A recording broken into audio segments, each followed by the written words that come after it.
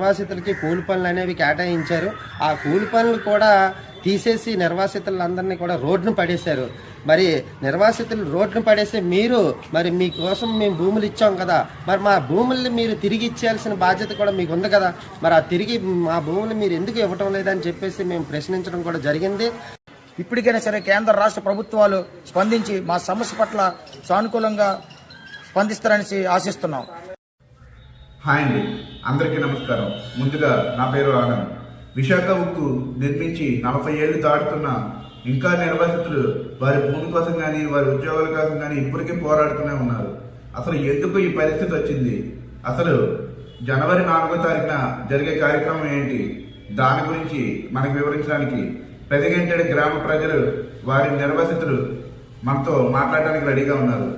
వారి మాటలు వినే ముందు మన ఛానల్ లైక్ చేయండి, షేర్ చేయండి అండ్ సబ్స్క్రైబ్ చేయండి. Thank you. అందరికీ నమస్కారం అండి. నా పేరు నడిగట్ల ప్రసాద్.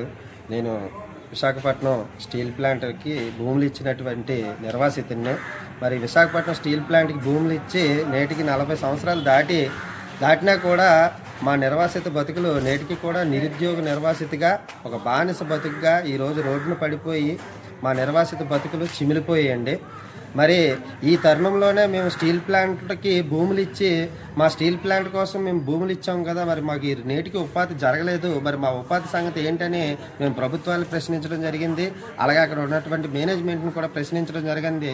కానీ వాళ్ళు నిమ్మకి నీరెక్కినట్టు వాళ్ళందరూ కూడా వాళ్ళ తీరు ఎలాగుందంటే కనీసం నిర్వాసితుల పట్ల కనీసం జాలి కూడా చూడకుండా నేటికి నిర్వాసితుల బతుకుల్ని రోడ్డును పడేసి అటు స్టీల్ ప్లాంట్ మేనేజ్మెంట్ కానీ ఇటు ప్రభుత్వాలు కానీ కూడా మా నిర్వాసితుల పట్ల ఎటువంటి కూడా జాలి చూపు అనేది చూడటం లేదు కాక ఇప్పుడు మీరందరికీ తెలిసినవే ఈ మధ్యకాలంలో నిర్వాసితులకి కూలి పనులు అనేవి కేటాయించారు.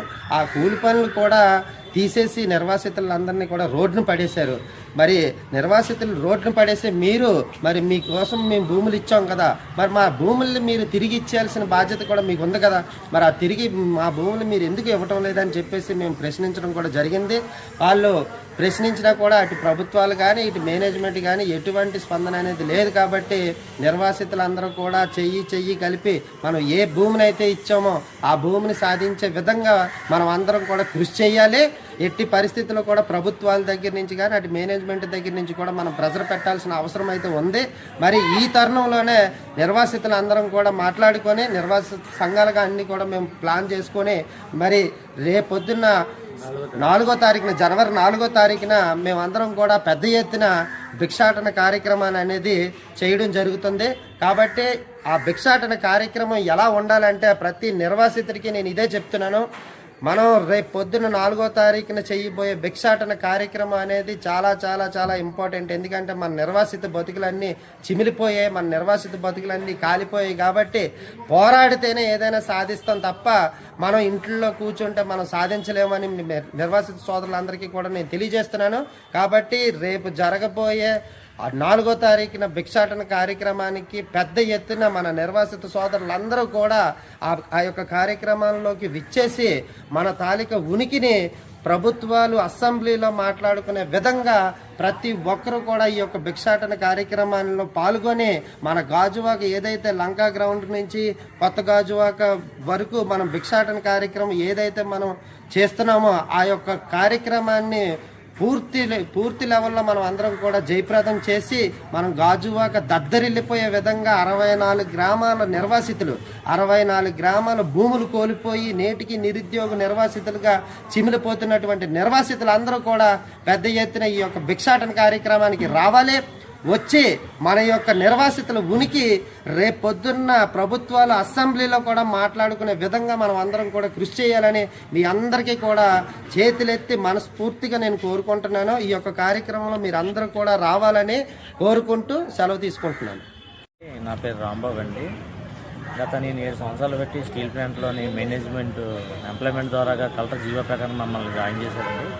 ఇప్పటికీ కూడా మేము కష్టపడుతూ పని చేసుకుంటూ వస్తాం. గత స్ట్రైక్లోని 5 నెలల 20వ తారీఖు స్ట్రైక్లో కూడా మేము లేకపోయినా మమ్మల్ని కావాలని కుట్రతో మమ్మల్ని తీశారండి డ్యూటీలోని. స్ట్రైక్కి వెళ్ళకపోయినా మేము అటెండ్ అవ్వకపోయినా స్ట్రైక్లోనే డ్యూటీ చేసుకున్నా మేము కూడా మమ్మల్ని తీసి ఇలా చేశారండి. ఏమని అడిగితే హెచ్ఆర్ డిపార్ట్మెంట్ వాళ్ళు అది మాకేం సంబంధం, అది మీ డిపార్ట్మెంటల్ మీరు చూసుకోవాలన్నట్టు మాట్లాడుతూ ఇచ్చే సంబంధం ఇచ్చారు అయితే మమ్మల్ని పట్టించుకోకుండా మాకేం సంబంధం లేదు అన్నట్టు అలాంటిదప్పుడు కలెక్టర్కి వెళ్ళి కలెక్టర్ జీవో దగ్గర నుంచి మళ్ళీ తెచ్చుకున్నా కూడా 273 మందిని కలెక్టర్ జీవో పాస్ చేసి మళ్ళీ డ్యూటీ జాయిన్ చేసుకోమని చెప్పారండి. ఇప్పటికి వచ్చి మరి ముఖ్యంగా మీ మీడియా ద్వారా అయితే మీరు మాట్లాడుతున్నాం అంటే ఈ వచ్చే నెల జనవరి 4వ తారీఖున ఉదయం 9 గంటల నుండి మేము భిక్షాట కార్యక్రమం చేస్తున్నాం. ఎవరు అంటే విశాఖపట్నం స్టీల్ ప్లాంట్కి భూములు ఇచ్చిన నిర్వాసితులు అందరం కూడా భిక్షాట కార్యక్రమం చేస్తున్నాం. ఎందువల్ల చేస్తున్నాం అంటే మా సమస్య 1 సంవత్సరం 2 సంవత్సరాలది కాదండి, 50 సంవత్సరాలుగా మా సమస్య అట్టడుగుని పడిపోయింది. కాబట్టి ఈ సమస్య కోసం ప్రభుత్వానికి, కేంద్ర రాష్ట్ర ప్రభుత్వాలకి కళ్ళు తెరిపించే విధంగా మేము ప్రయత్నం చేస్తున్నాం. ఈ ప్రయత్నంలో భాగంగా గాజువాక నడుగుడులో జీవిస్తున్నటువంటి ప్రజానికం, వర్తక సంఘాలు, ప్రజా సంఘాలు, విద్యార్థి సంఘాలు, మేధావులు మా అందు దయించి మాకు సహకరించండి. మా సమస్యని కేంద్ర రాష్ట్ర ప్రభుత్వాలు దృష్టికి తీసుకెళ్లే వరకు మాకు సహకరిస్తారని ఈ సందర్భంగా మీ ఛానల్ ద్వారా, గాజువాక యూట్యూబ్ ఛానల్ వారి ద్వారా ఇది నిర్వాసితులకి శాశ్వత పరిష్కారం అనేది ఖచ్చితంగా చేయాలి. మరి ఇక్కడ స్టీల్ ప్లాంట్ లో ఖాళీ ఉన్న భూములు ఇంకా 13,000 ఎకరాల భూమి ఉంది. ఆ భూమి ఇక్కడ 8,500 మంది నిర్వాసితులు ఉన్నారు.